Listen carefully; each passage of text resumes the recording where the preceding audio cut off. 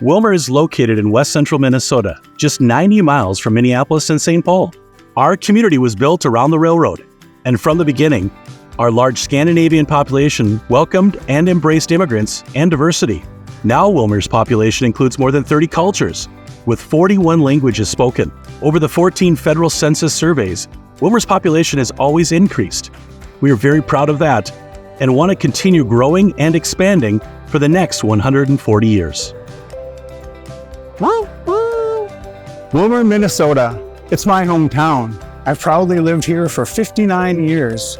Because of its collaboration, Willmar is an all-America city full of culture, diversity, and growth. There's lots of great things happening right now.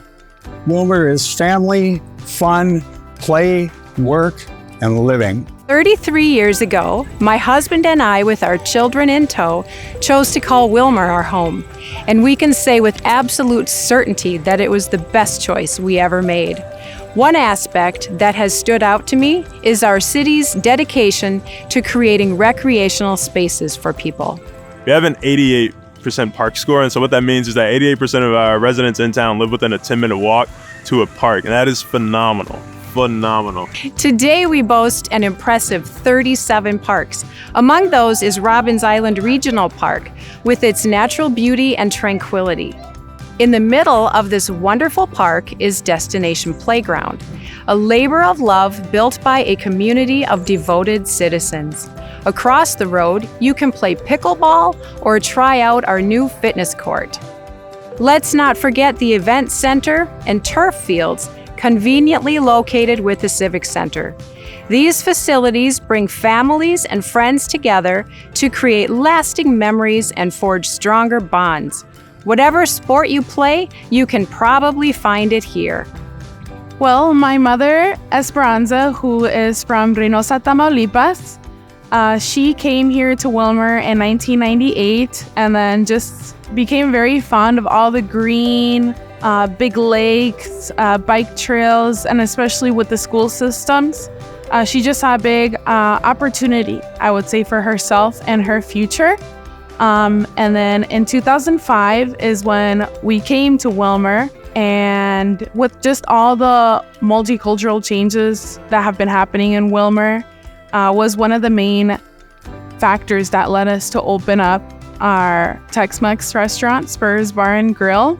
With the help of funding from the Willmar Economic Development Commission, we were able to make our dreams come to life.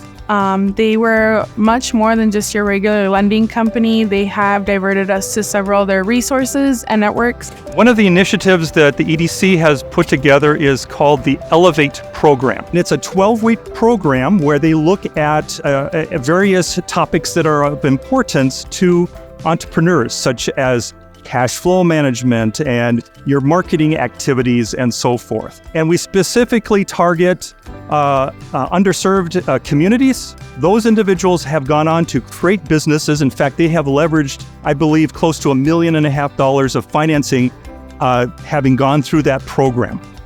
And so we're very excited. In fact, we now have a waiting list of around 50 people that are interested in going through the Elevate program.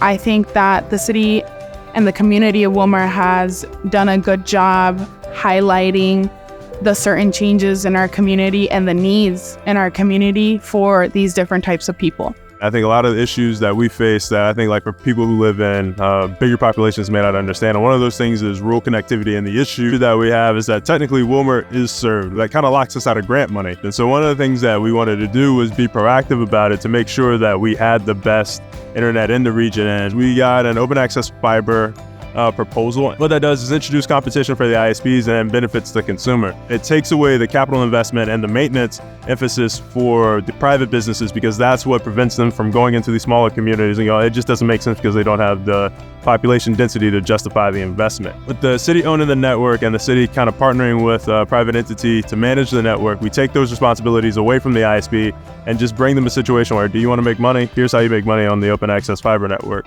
The benefit of this network is that it's going to be 100 gig symmetrical straight up and down. So that's high-speed symmetrical internet, going to be the best internet in the state by 1.5 miles. The goal is to have the best internet in the state and remain as the commercial, industrial, and economic center of West Central Minnesota. And we're going to hope to do that through broadband.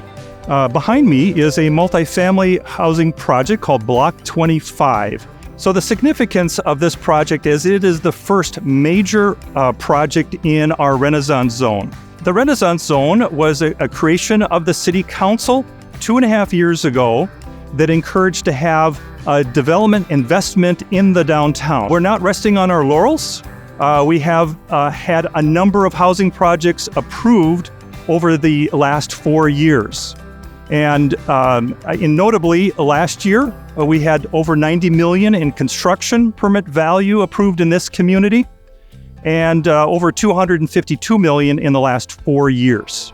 As a City Council member, it is an honor and a privilege to promote my city.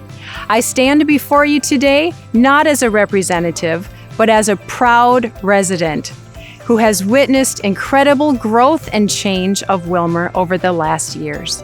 You will find the commitment from our county commissioners, city council members, churches, businesses, schools, colleges, and our residents to see and look to the future and say, this can happen now. Let's be the future. The future is now in Willmar. Stop by, give us a call. We have a place for you to join our community. Willmar, Minnesota welcomes you.